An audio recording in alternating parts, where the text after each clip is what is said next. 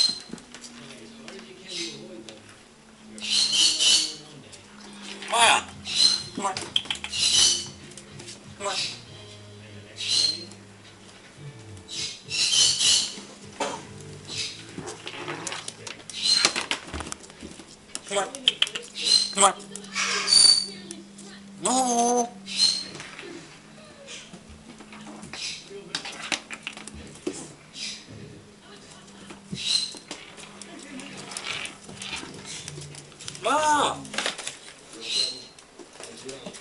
Come on. I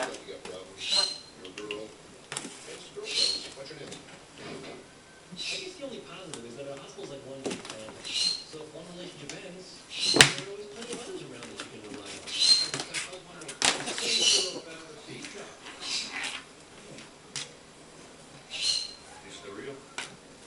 Yep. Good place to heal.